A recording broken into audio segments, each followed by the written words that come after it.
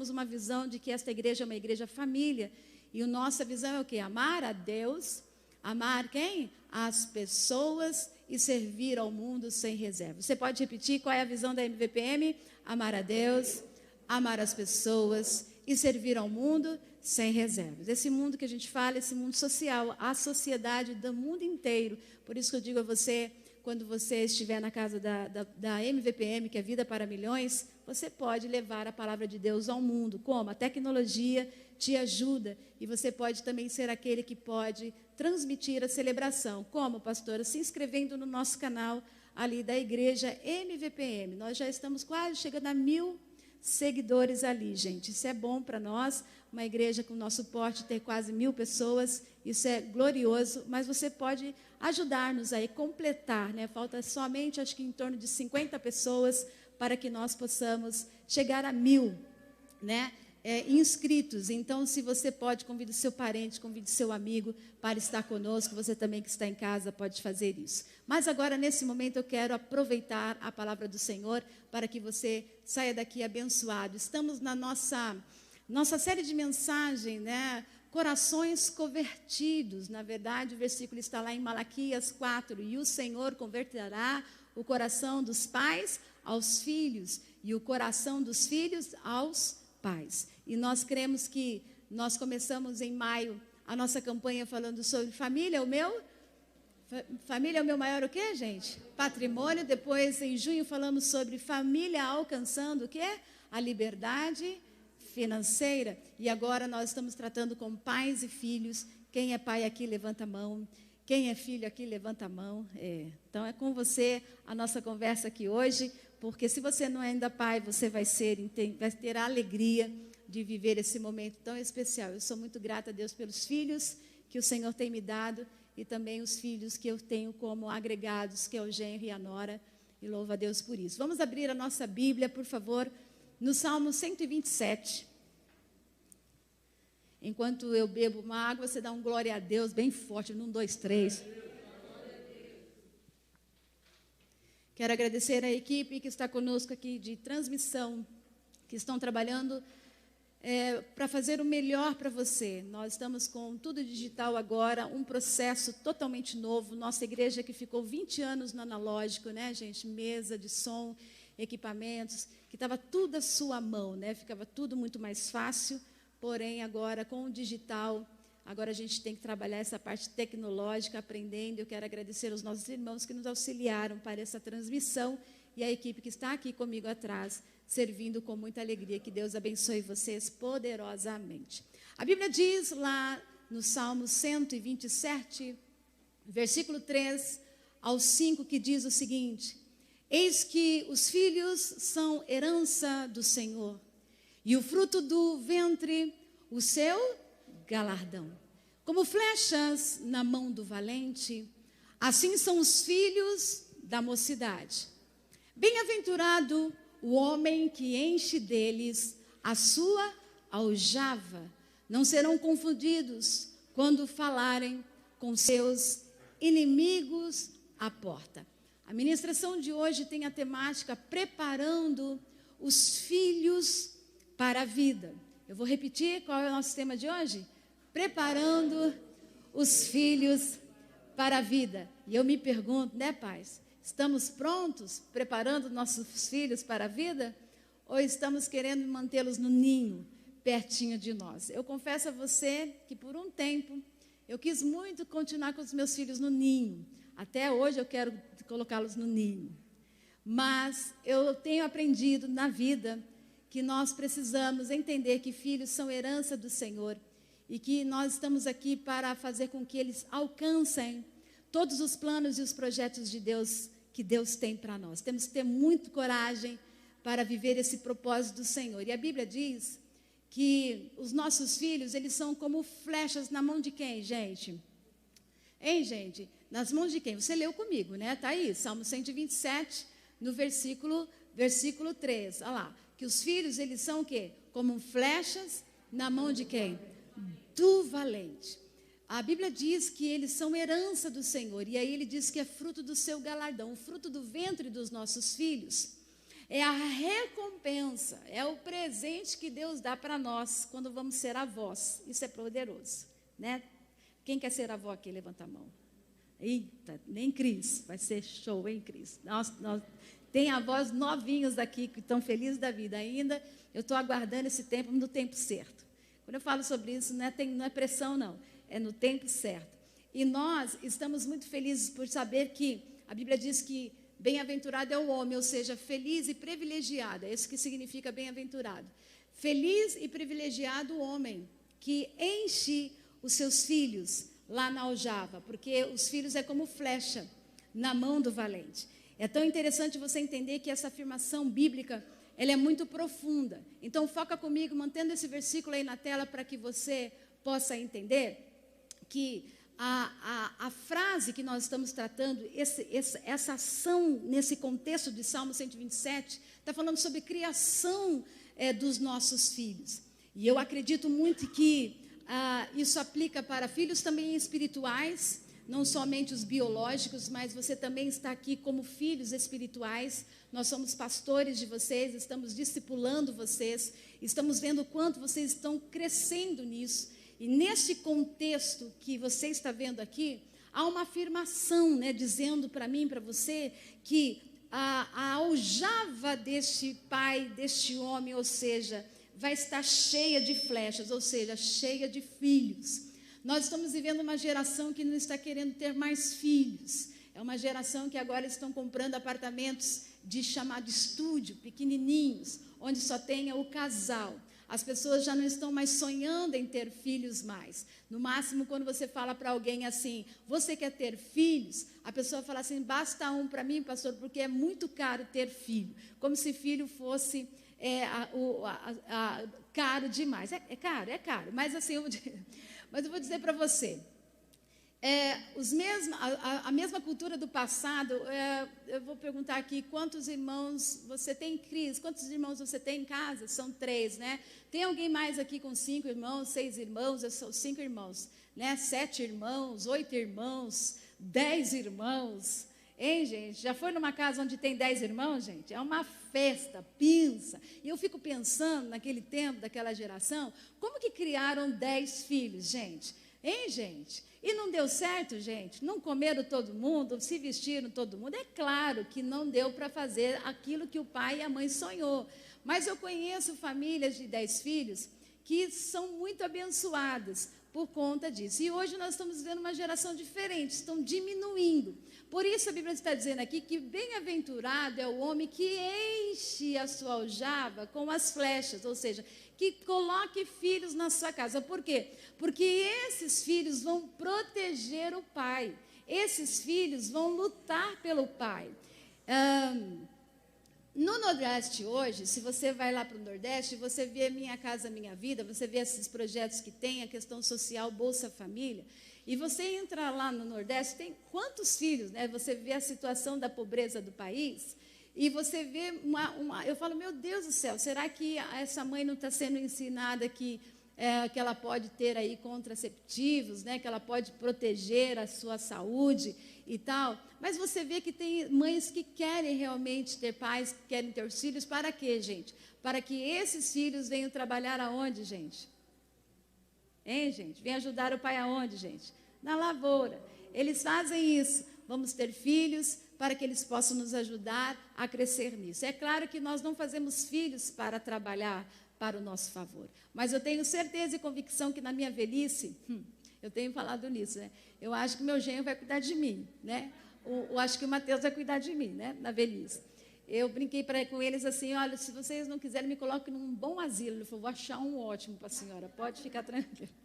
E a gente brinca muito, mas na verdade a gente precisa entender que os filhos, nesse contexto de filhos na aljava, flechas na aljava, é para isso, é para proteção. Para quê? Para que eles possam falar aos inimigos à porta. Perceba aí, eles vão defender a casa, eles vão defender a família, essa quantidade de filhos. Eu vejo filhos tão maravilhosos hoje pagando conta dos pais. Eu vejo filhos poderosos hoje dizendo assim, pai, tudo aquilo que o Senhor semeou na minha vida, hoje eu quero investir, porque o Senhor abençoou a minha casa. Eu vejo lindamente isso, filhos que não abandonam.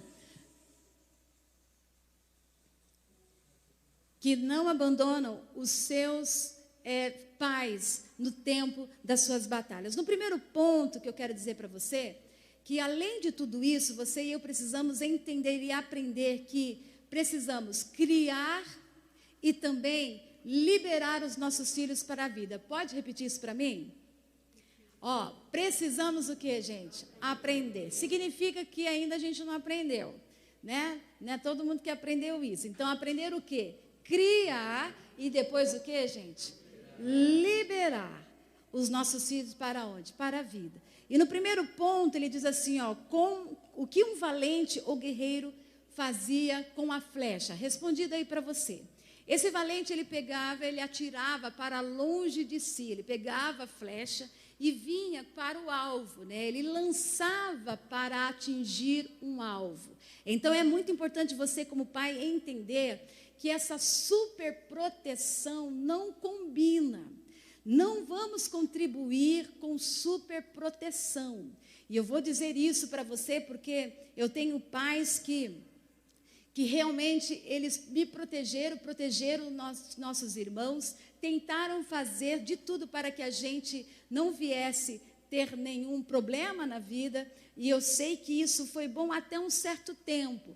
E por vezes nós achávamos, eu achei, pode ser que você não seja, mas eu vou confessar o meu pecado aqui, né? Que às vezes nós nos sentimos sufocados, pressionados, aquela preocupação exacerbada, né? Que quantos queriam ir lá para a casa do amiguinho, né? Para cá, passeio, pegar o ônibus, me deixa eu pegar o ônibus, me deixa eu pegar o metrô. Eu fui pegar metrô, gente, com 15 anos de idade, só para você ter uma noção, né? A primeira vez que meu pai falou assim, agora você vai pegar um ônibus, né, para ir. E aí eu lembro que meu pai me fez todo o meu percurso. E é incrível que eu fiz isso com a Narma, eu fiz isso com o Mateus, acho que com o Mateus, quando ele foi começar o trabalho. Ele tinha 15 anos de idade. Eu me lembro que eu fiz o percurso com o meu filho. Filho, você vai entrar aqui nesse metrô, você vai descer aqui, você vai fazer isso, você vai fazer aquilo.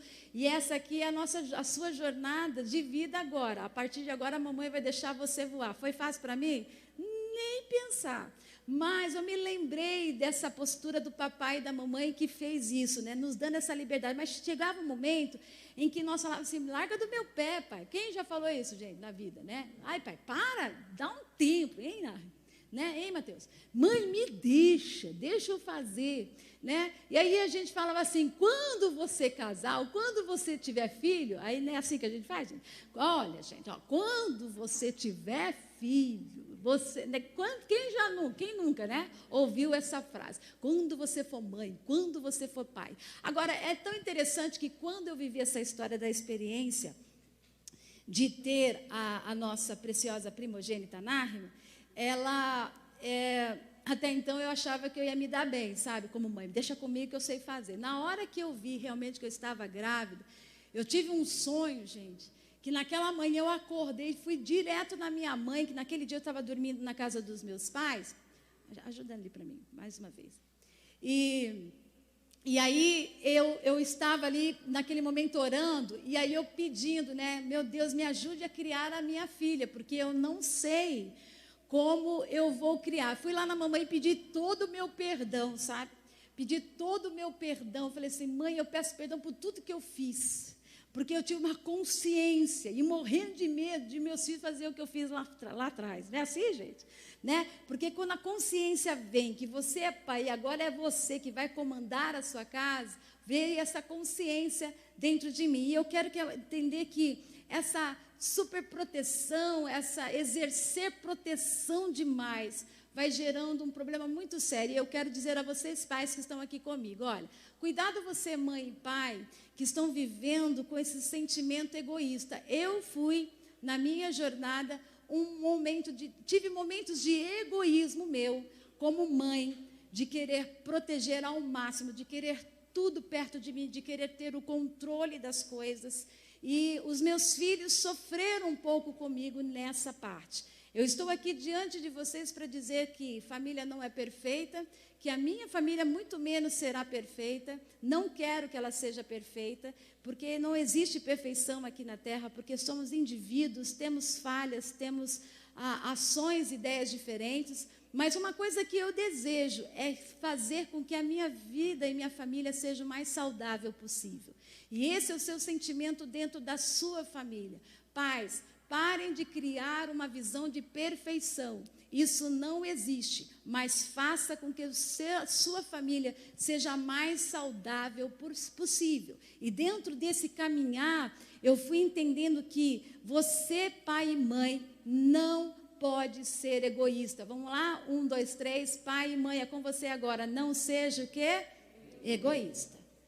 Né? Eu acho que vamos salvar alguns filhos aqui, né? Não sejamos nós egoístas com os nossos filhos, porque nós precisamos entender que planejamos a vida profissional de nossos filhos, às vezes querendo compensar as nossas próprias frustrações.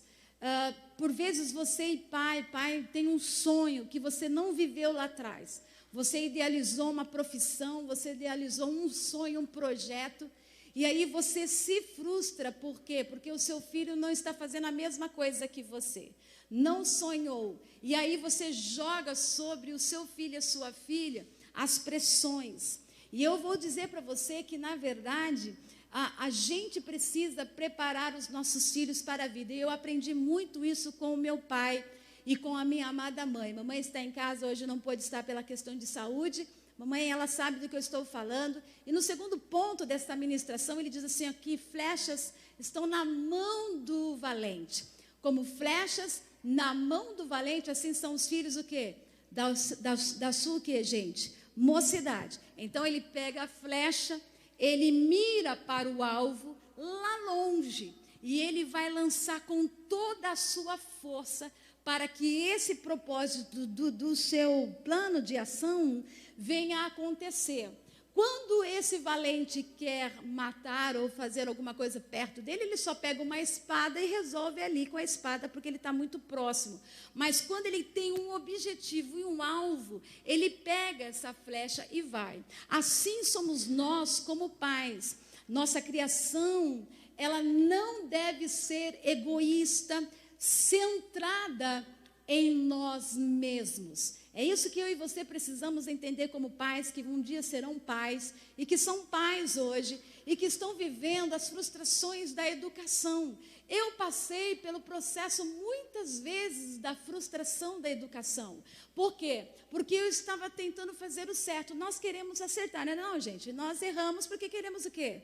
Acertar. Nós estamos fazendo o quê? O nosso melhor. Então, por exemplo, Nahima vai fazer 26 anos, agora em dezembro. Mateus fez agora 22 em julho, semana que passou, essa semana. E eu nunca tive um filho, por exemplo, de 30 anos. Eu nunca passei pelo processo de um filho de 30. O Antônio Carlos já passou pelo processo dos 30, né? Então eu fico pensando nessa minha jornada dos 30 até chegar aos 30 anos, o que eu vou viver? Porque eu não sei. Agora, eu tenho a experiência da criança, do adolescente, da fase da juventude, que agrega-me na experiência de poder contribuir com vocês e com meus próprios filhos. E uma das coisas dessa situação de não criar filhos egoístas centrado em nós mesmos, a nossa tendência é deixá-lo muito pertinho de nós. E eu vou dizer para você, né? Mateus, semana passada tivemos alegria, né? Que nossos filhos já estão pensando no casamento. E eu e a Sheilinha e o Robson fomos com eles visitar um apartamento. É tão gostoso, né? Você ver o sonho dos filhos, né? Viver esse momento da casa. E onde eles vão morar praticamente, eu acho, gente, que eu estou até orando para dar certo. Aonde vocês acham que eles vão morar? Gente, só dá umas 2, 3 quadrinhas perto de casa. Né? Só que ele brincou dizendo o seguinte, quando eu estiver casado, mamãe não fizer a janta, eu vou já ir jantar, o rango já está pronto, está garantido. E pode ser que tenha, pode ser que não. Porque vida de pastor é diferente, né? Mas eles sabem que estão pertinho. E eu brinquei com a Sheila, falei, Sheila, agora está aqui, hein? Netinho pertinho, tudo pertinho, estarei sempre perto. E é gostoso. Agora, um dia eu me lembro que nós estávamos num café da tarde com uma profetisa. Estava meu pai sentado à mesa, assim, com a mamãe, e ela olhou para nós, assim, para todos os filhos em volta, assim, e todos ainda moravam aqui em São Paulo, E essa profetisa olhou e disse assim: chegará o tempo em que vocês, filhos, não estarão mais perto do pai de vocês. Cada um vai estar numa cidade, cada um vai viver num estado. Hoje eu e a pastora Raquel estamos aqui, mas a Raquel experimentou alguns estados na vida dela. Goiás, foi para Belo Horizonte, foi para Taubaté. Ela viveu esse campo missionário assim. Hoje, pastora Nádia, ela está onde, gente? Está lá em Tupi Paulista, né? Quem imaginava que pastora Nádia, nesses novos começos, estaria lá onde, gente? Em Tupi Paulista. O Rodrigo acabou de chegar nos Estados Unidos, já está morando lá, já colocando a sua residência lá nos Estados Unidos, chegou, está feliz da vida, mandando vídeos e imagens, porque ele vai viver lá nos Estados Unidos. E agora o Marcos está lá em Balneário Camboriú, cada um no seu especificamente sonho ideal. E eu vejo a minha mãe, gente, a minha mãe é engraçada, sabe? Ela fica ali mandando recadinho para todo mundo, e graças a Deus que a gente tem esse grupo de WhatsApp, né? Quem tem grupo da família aqui, levanta a mão. Esse grupo, se esse grupo falasse, hein, gente? E a gente ri, né? Aquele momento, aí fica aquele silêncio, de repente minha mãe fala: tem alguém vivo nesse grupo? Não é assim, gente? Não é assim que você faz? Porque é a comunicação, onde você tem o controle, e ela manda: alguém já comeu, né? Está tudo bem com vocês. É esse sentimento de mãe que quer proteger os seus filhos. E como pais, nós precisamos ajudar os nossos filhos a entenderem vocação e aptidões profissionais. Eu tenho uma imagem aí, se você pode colocar, por favor. Eu tinha, por exemplo, 8 anos de idade. Deixa aí, que eu quero que vocês vejam a minha história, embora os discos que eu tenho não são todos esses, mas tem mais aí.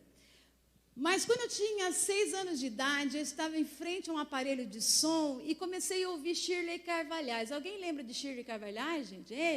A ícone, né? Até hoje, a mulher canta muito. Os jovens nem sabem quem é Shirley Carvalhais, né? Pesquisa, filha, porque canta muito. E ela foi responsável pelo meu desenvolvimento musical. Então, o papai, no campo missionário em Sengés, ele nos dava sempre oportunidade. Então, com 6, 7 anos de idade, eu já tinha uma percepção musical. Nunca estudei música, não porque não quis, tentei, mas não tive tempo na estrada porque viajava. Mas eu fui começar a ter percepção. E um dia, ouvindo o playback dela, eu percebi alguma coisa errada no vocal. E eu, com esses 6 para 7 anos, ali aprendendo a música, eu disse: está errado esse coro aqui. Aí meu pai falou: não, minha filha, pelo amor de Deus, que isso? Aí ele foi lá, era fita cassete. Quem lembra da fita cassete, gente? Gente, LPzão, né? Aí pegava agulha, colocava lá, deixa eu ouvir, e para achar, né, o negócio, né? Porque era diferente o sistema. E aí ele falou assim: e não é que você está certa?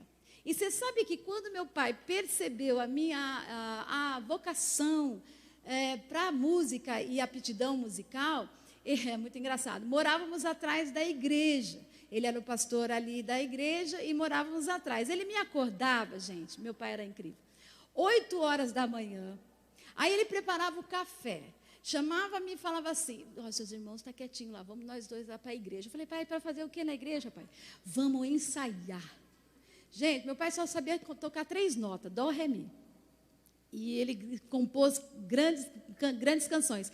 E ele pegava, Carlinhos, me colocava no púlpito assim, era engraçado. Ele pegava aquele violão e falava assim: vai, minha filha, canta. E aí ele ficava aumentando o tom daquela música até minha veia estourar. Minha filha, quando a veia estiver quase estourando, você está boa. Eu falei: meu Deus, pai. E ele me incentivava. Por isso que lá no passado, quem ouve as minhas canções lá atrás é de um agudo extremo, um agudíssimo. Tanto que as duplas hoje falam: pelo amor de Deus, graças a Deus, que as irmãs falam: não, envelheceu, abaixou o tom, e a gente pode cantar as músicas. E foi isso que meu pai foi descobrindo. E eu me lembro disso, desse meu talento, que meu pai falou: vou gravar você. Eu falei: é mesmo, pai? Eu era muito tímida, gente. A minha característica, Renata, é de tímida, uma pessoa introspectiva, eu sou reservada, faz parte de mim isso. Mas, olha cá, eu estou diante de um público ministrando, e não é só de vocês, diante de multidões, e eu fui aprendendo com quem, gente? com meu pai. Ele me colocou na Argentina, em cima de um palco, e disse assim, você vai cantar hoje. Como que eu vou cantar hoje, pai? Não tem nem playback, nem sei cantar. Tinha uma menina da acordeon, aquelas velhas de acordeon, aquelas senhorinhas. Toca aí essa música. Aquele que habita no esconderijo do Senhor. Gente, eu pegava meu vestido e começava a enrolar assim, quase que eu já estava mostrando as calças já. De timidez. Mas eu falava assim, que queria morrer, queria me enfiar. E meu pai fazia assim. Sabe aquele filme do Francisco, lá, os 2 filhos de Francisco, gente? Só faltava meu pai colocar um ovo na minha boca e falar, vai afinar essa voz agora. Porque ele acreditava. E mamãe foi na onda de quê? Mamãe foi minha profissional stylist, né? Porque o negócio agora é assim, né? Profissional stylist, tá certa a palavra? Que arrumava roupa. Então, ela comprava o vestido, ela mandava costurar, e aquela coisa toda. Mamãe era aquela que passou para mim a arte, a música. Ela passou a música, não, a mamãe não canta, né? Canta bonitinho, mas não é o dom.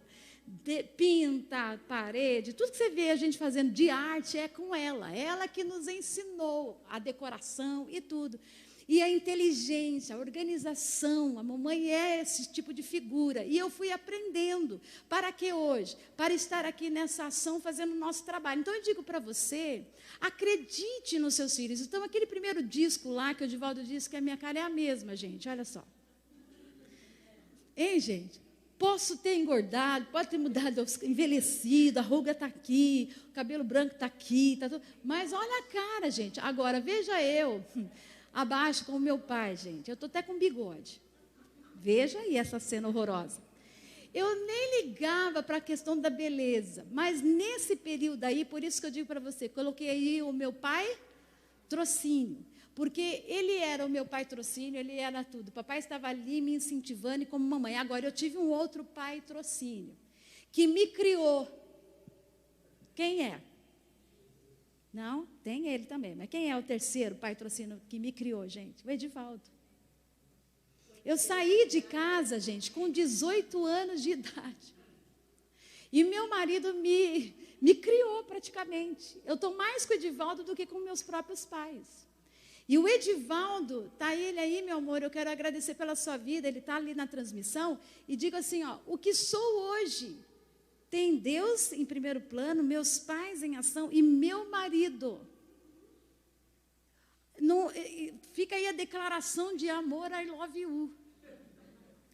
Porque Edivaldo construiu em mim a força como mãe, a força como esposa, a força como pastora. O testemunho que damos hoje é porque ele construiu isso no meu caráter. Meu marido, ele foi o profissional que alavancou a minha parte musical. Ele levou-me até que eu fico feliz de ver que o trabalho de Edivaldo na minha vida me levou ao Grammy Latino. Ele conduziu a minha história e continua conduzindo a minha história até hoje. Quando ele fala, meu amor, vamos fazer um lançamento, vamos, investe aí. Ele investe. Eu pago para ele com arroz e feijão. E eu vou dizer para você, isso é que é gostoso, você ter pessoas sonhando os teus sonhos. Por isso eu digo para você, pais, patrocinem os sonhos dos seus filhos. Investem nos seus filhos. Mas sem egoísmo, né, gente? Porque às vezes nós queremos fazer o quê, gente? Barganha. Eu vou te dar, mas ó, para te segurar aqui do meu lado. E eu percebo que no terceiro ponto, para a gente terminar para ir para a ceia, que nós precisamos preparar os nossos filhos para viverem as suas próprias histórias. E dentro desse caminho, veja a história de Rebeca. Lembra daquela história? Você assistiu o Gênesis, você está acompanhando, vê que lindamente. Vai lá, né? O servo de Abraão vai atrás de Rebeca, porque Abraão não queria que ela casasse com pessoas daquela região, então manda o servo para lá, e o servo faz um propósito com Deus, que Deus apresenta Rebeca para ele. Rebeca, ela vai até o pai e fala dessa história de que o servo de Abraão veio buscá-la para ser esposa de Isaac, que era um privilégio, porque era o homem mais rico da terra naquele tempo. E aí o pai, que é Labão, que é da família, autoriza isso. Ele recebe dotes, ele recebe recursos e libera a Rebeca para viver o sonho. Só que é tão interessante, coloca aí Gênesis 24, 57 e 61. Na hora que o pai quis segurar a Rebeca por uns dias, e o irmão também, o servo diz assim, me liberem, eu preciso voltar para o meu patrão, eu preciso levar a bênção que eu vim buscar. E aí é onde entra o irmão e fala assim, o pai chame Rebeca e vamos ouvi-la. Aí está aí, ó, e disseram, chamemos a donzela e perguntemos-los. E chamaram Rebeca e lhe disseram, irás tu com este varão? E ela respondeu o quê? Rebeca conhecia o futuro dela, gente? Só viu as riquezas e sabia da fama de Abraão, ok? Mas ela não sabia do futuro, mas ela tinha convicção de que Deus estava realizando o melhor para a vida dela. E aí, olha só, então despediram Rebeca, sua irmã e a sua ama, e o servo de Abraão e os seus varões, tem aí, segue para mim, e abençoaram Rebeca, e lhe disseram, ó nossa irmã, sejas tu em milhares de milhares, e que a tua semente, ou seja, seus filhos, possuam a porta de seus inimigos. Lembra do valente que vai à porta dos inimigos? Ou seja, que os seus filhos vão defender você, vão proteger você, vão te guardar e te abençoar. A palavra profética foi essa, e dentro dessa realidade, nós precisamos entender que eles ouviram. O Sérgio e Nájima estão casados há 5 anos. Mas, quando o Sérgio se apaixonou pela minha filha, ele tinha 15 anos de idade. E congregando na nossa igreja, e a Nájima só tinha 12 anos. Quando ele se apaixona por ela, ele pede para namorá-la. Tivemos uma reunião. Foi assim, corajoso, menino. Sentou na nossa frente, eu disse, Sérgio, é muito novinha a nossa filha. Nós não vamos permitir namoro nessa idade, mas nós vamos permitir que você corteje a nossa filha. Então, você vai uma vez por semana em nossa casa e nós queremos conhecer você, conhecer as suas intenções. E ele foi, gente, e era a cena mais engraçada. Os 2 menininhos ali, sentados na televisão, vendo desenho. E eles conversando, e é óbvio que nessa idade, né, que você quer beijar, né? E não podia, pelo menos na nossa frente. E ali a gente conversava, e eu me lembro da Nájima, quando ela conversou comigo, né? Fica tranquilo, porque só para vocês entenderem a nossa história. E você, pai, que vai ter filhos também. A importância de você se preocupar. E a gente ouvia muito a Nájima, embora a gente cuidou muito dessa menina. Só o Sérgio sabe. O quanto nós protegemos a Nájima. O quanto. E aí um dia ela falou, mãe, já que não vai dar para beijar mesmo, então é melhor a gente ficar separado. Eu falei, você só quer beijar, minha filha? Porque namoro não é só isso, não. É muito mais coisas do que isso. E terminaram. Cada um foi para si, namoraram, viveram a sua história. E aí, de repente, a Nájima volta o Sérgio para a ação. Eu falei, Jesus amado. Depois de alguns anos, e volta o Sérgio para a ação. Ele foi muito esperto. Minha filha. E ele disse, né, Sérgio? Ele está aqui quietinho, ele é super tímido. E ele dizia assim para o irmão dele, eu vou casar com a Nájima. A Nájima é a mulher da minha vida. E eu vou dizer para você que quando a Nájima veio dizer que ia casar, e a gente estava ali, eu falei, filha, eu quero ouvir você, seu coração. Embora eu acho que está muito cedo. Mamãe casou com 18, você vai casar com 20. Está muito cedo, tem muitas coisas ainda para você viver. Tem o sonho da faculdade, tem tantas coisas, né, que a gente dizia. Ela falava assim, mãe, nada vai atrapalhar. E aí eu vou dizer para você que não foi fácil entregar a Nájima. Não foi fácil, a gente sabe disso. Não pelo Sérgio, porque o Sérgio é esse menino. E eu vou dizer uma coisa. Sérgio é um querido, eu quero honrar meu genro aqui diante de vocês. Ele é quietinho ali, gente, é reservadinho ali, ele é assim. Mas quando nós entregamos a Nájima para as mãos do Sérgio, ele respeitou a nossa filha de verdade mesmo. Nájima foi fiel ao Senhor no altar, foi fiel, lutou para isso e nós ensinamos isso para ela. E eu me lembro que eu disse assim, como que o Sérgio vai pagar a conta da nossa filha? Porque Nájima sem comida, filha, não pode ficar sem comida. Quer tirar a Nájima do sério, ela fica com fome. E aí, né, a gente brinca, né? E aí ele disse assim, sogra, não se preocupe. Eu falei, meu filho, vai ficar cara essa festa. E nós somos pastores missionários, nós não temos condições para fazer a festa dos sonhos. Ele disse, eu vou lutar. A Nájima pode dizer que o Sérgio, ele é o marido lá do filme lá, como que é? Que tem o marido que tem 2 trabalhos. Meu noivo tem 2 serviços. Gente, olha, esse menino ganhou, eu me lembro disso, no período deixa comigo, que eu vou resolver. O Sérgio vem de uma família de empresários. E a família dele tem a empresa lá.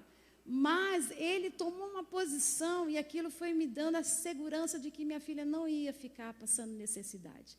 Ele pegou, gente, começou a trabalhar em 2 serviços, ele pagou todas as contas do casamento, ganhou, não sei quantos, acho que foi 1.000 bombons, eu acho que foi isso que vocês ganharam na época. Gente, eles foram para o pedágio vender bombom.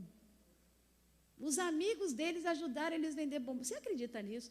Gente, eu vi tanto dinheiro de R$1, de 20 centavos, aquele dia foi muito engraçado, foi R$600 só de bombom sendo vendido. Alguém queria casar com a minha filha. E casaram. Passaram suas lutas como todos nós passamos e estão aqui, são e salvos, abençoados, 5 anos abençoados. Por isso eu digo para você que não é tão fácil para nós. Eu chorei, o Divaldo ficou até rouco no dia do casamento. O emocional da gente não foi fácil, mas nós estamos felizes porque o Senhor tem abençoado eles. Então eu digo para você, não se preocupe, porque o futuro dos teus filhos estão guardados nas mãos do Senhor. Ei, o futuro dos teus filhos estão guardados nas mãos do Senhor. Quando eu fiz 27 anos de casamento, Narma mandou uma cesta. E ela disse para mim assim, mãe, estou mandando algo, e mandou um texto. Sabe, mãe, por que eu estou casada e vejo o meu casamento abençoado? Por quê? Porque eu vejo em vocês o exemplo. E eu sei que não é fácil, mas eu digo a você que o Senhor vai abençoar a tua casa. Finalizando, a preparação para as flechas. Olha só, as flechas naquele tempo era manual, então ela era difícil, ela era artesanal. Então eu digo que para você manter esse sonho, você vai ter trabalho.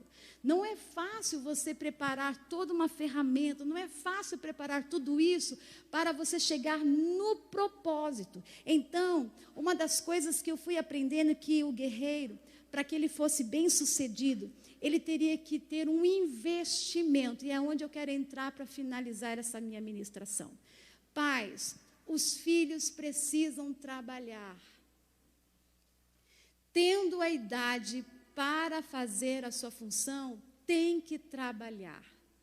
Eles precisam ir em busca dos seus ideais e vocês precisam permitir que eles trabalhem, para que eles possam entender a responsabilidade lá na frente e também poder ajudar o pai. Lembra que ele diz assim, a porta dos inimigos, ou seja, os filhos vão proteger e te ajudar em casa. Filho precisa saber, e filha, quanto que se paga uma água e uma luz. Nós aprendemos isso com o pastor Enoque, lembra disso? Então, cuidado com essa proteção demais, sabe? Nós precisamos aprender, e vocês meninos, aprender a trabalhar com os pais. Não é fazer a função dos pais e nem realizar aquilo que os pais realizam, porque cada um tem a sua forma de ser, mas contribuir. Então eu tenho aqui história de queridos aqui, pais aqui, que começaram com a idade. Carlinhos, você começou a trabalhar com qual idade? 14 anos. Irmão Luiz? 14. Marcão? 13. Quem mais? Irmão Luiz, lá atrás. Começou? 13 anos, olha aí, gente. E incrível que os filhos hoje de 13 anos, os pais estão querendo segurar em casa, não estou entendendo. De 14 anos, os pais estão querendo proteger. Não vai funcionar. Eu sei que não foi fácil, o Mateus começou com 15, porque eu falei, meu filho, para pagar suas contas, sua roupinha vai ficar caro, quer trabalhar? Eu quero. Aí achamos o jovem aprendiz para ele, ele começou. Nárimo também começou com 14 anos, 14 para 15, minha filha? 15 anos, trabalhar. E eles estão vivendo os sonhos dele, eles pagam a faculdade deles, eles pagam a roupa dele, até porque pastor e missionário não tem condições de ficar bancando os sonhos deles. Então, eles vão vivendo as realizações dos seus sonhos. Então, eu digo para você, pais, hoje a educação, hoje aqui nesta manhã, Provérbios 10, 5 diz o seguinte, o que ajunta no verão é filho sábio, mas o que dorme na cega ou na colheita é filho que envergonha. Então, seu filho tem que trabalhar, período de colheita, tempo de colher, e aí você fala assim, eu vou lá trabalhar, fica aí dormindo, filho. Como assim, pai? Nós precisamos entender que os nossos filhos precisam ajudar na vinha. Olha só o que diz Mateus 21, 28. O que acham? Havia um homem que tinha 2 filhos. Chegando ao primeiro, disse: filho, vá trabalhar hoje na vinha. E este respondeu: não quero. Mas depois mudou de ideia e foi. O pai chegou ao outro filho e disse a mesma coisa. E ele respondeu: sim, senhor. Mas não foi. Qual dos 2 fez a vontade do pai? O primeiro, né? Daí a resposta. Responderam eles. Jesus lhe disse: digo-lhes a verdade, os publicanos e as prostitutas estão entrando antes de vocês no reino de Deus. Ou seja, o que Deus estava dizendo? Jesus estava querendo ensinar os judeus daquela época sobre esse contexto. Que a gente precisa aprender a obedecer à vontade do Pai. E nós precisamos entender que fazer a vontade do Pai era o plano, mas os judeus, eles desobedeciam. Nesse contexto aí, ele está dizendo isso. Manda uma ordem e diz: eu vou fazer, eu vou realizar, mas não faz. E aquele que diz assim: eu não vou fazer, faz. Está cheio de gente aí não convertida aí fora, está dizendo assim: eu não quero igreja, mas um dia vai estar no seu lugar, talvez. Está dizendo: não quero Jesus, eu não quero obedecer, mas eu vou estar aqui. E aqueles que estão aqui, dentro da casa do Pai, estão dizendo: eu vou fazer, mas não faz. E uma das coisas que eu aprendi, que as pessoas estão ficando longe de Deus, os filhos do Senhor estão tendo intenções até boas, mas com motivações completamente erradas. E dentro desse perfil, nossas ações devem estar de acordo com as nossas palavras. Se você diz que é crente, você é o quê? Aqui e lá fora. A minha conduta e a conduta nossa, seja qual for, precisa ser entendida desta maneira. Vamos desenvolver aptidões próprias dos dons e talentos que Deus deu a eles. Jesus, ele foi filho de quem, gente? De Deus, tá? Mas ele teve um padrasto, não teve? Qual é o nome do padrasto? O que o José fazia? Ele não era marceneiro, ele era carpinteiro. E Jesus, em Marcos e também lá em Lucas, ele era considerado o filho do carpinteiro, o carpinteiro. Ou seja, Jesus, ele pegou a profissão do pai e começou a trabalhar na área. Mas não significa, filho ou pai aqui, que aquilo que você faz, o seu filho tem que fazer. Quando eles foram também os 2 descobrir a profissão, eu aprendi isso. Eu não vou interferir nisso. Por quê? Porque eu não quero depois lá na frente que venham dizer assim: foi a senhora e o pai que me obrigou a fazer isso. Náhima passou por 3 faculdades e aí ela decidiu: vou fazer esta área. Mateus já foi direto. Mateus chegou em mim e falou assim: mãe, o que a senhora acha dessa ideia? Olha, meu filho, eu acho que nesse ponto de vista, essa é a profissão para você pelas suas características. E ele está fazendo psicologia. Um ouvinte, pensa num conselheiro. Fui fazer uma visita pastoral e fiquei muito feliz com a mãe dizendo a respeito do Mateus, que o contato dele é diário com esse filho e que aconselha o filho, e o filho pede conselhos ao Mateus. Então, cada um no seu perfil. Que bom se seu filho puder pegar o lugar na sua empresa, mas pode ser que não, e é onde você tem que trabalhar uma sucessão. Pode ser. Eu sou sucessora do meu pai aqui, não porque meu pai me colocou aqui na posição, porque se fosse por uma questão de posição de pai, eu não estaria com a igreja aberta. Eu estou aqui na vocação que Deus me deu e me chamou desde a minha tenridade. Mas, se fosse só por uma imposição de pai, pode ter certeza que eu não estaria aqui. Poderia ser outro no lugar. E pode ser que meus filhos não venham assumir essa posição. E eu já estou orando por um sucessor, que pode ser você que está sentadinho aí nessa cadeira. Então, eu digo a você que a graça do Senhor é sobre as nossas vidas. Então, fechando aqui, Provérbios 24, 27, Lameque tomou 2 mulheres. Uma chamava-se Ada e outra Zilá. Ada deu à luz a Jabal, que foi o pai daqueles que moram em tendas e criaram rebanhos. O nome do irmão dele era Jubal, que foi o pai de todos os que tocam harpa e flauta, ou seja, músico. Zilá também deu à luz a um filho chamado Tubal-Caim, que fabricava todo tipo de ferramentas de bronze e de ferro, que é a profissão do Sérgio. Tubal-Caim teve uma irmã chamada Naamá. Então você percebe que cada filho teve uma profissão. Um criava na área do gado, o outro era músico e o outro era de ferro e bronze. Você vê que na família, cada um no seu talento e na sua aptidão. Por isso, uma das coisas que eu encerro aqui, fiquemos sobre os nossos pés, para a gente cear daqui a pouco. Pais queridos, atenta para isso. Ninguém deve se casar sem ter condições de se manter. Eu vou colocar essa frase aí para ficar para vocês jovens que estão aqui. Ninguém deve se casar se não tem condições de se manter. Por quê? Porque a Bíblia diz o seguinte, lá em Gênesis 2:24, que é simples. Por isso, deixa o homem, vamos lá, pais? Vamos lá. Deixa o homem, pai e mãe, e une-se a sua mulher, tornando-se dois uma só carne. Ele falou para a mulher deixar pai e mãe? Falou para quem? O homem deixar o pai e a mãe. Deixar a casa, cordão umbilical, cortar e assumir a sua posição de provedor da casa. Então é interessante que eu digo para os meus filhos, se você não tem condições de assumir responsabilidades com aquele com quem você vai casar, não case ainda. Prepare-se para isso. E a nossa posição aqui como pais é cuidar, gente. Olha só, a palavra traduzida como deixar é azab, segundo a concordância de Strong, que é um teólogo metodista. Ele diz assim que essa palavra deixar de azab significa deixar, soltar, abandonar, afastar-se e deixar para o quê? Trás. Quem gosta de abandonar filho, gente? Deixar para trás, gente? Deixar viver a sua história, gente. É fácil, gente? Não é. Mas ela é necessária. A águia, quando ela vai criar os seus filhos, ela coloca em cima de uma árvore, deixa eles ali bem protegidos, coloca comidinha na boca deles. Mas quando eles começam a perceber que os filhos estão ficando acomodados na zona de conforto e que precisam sair do ninho, eles deixam o ninho secar.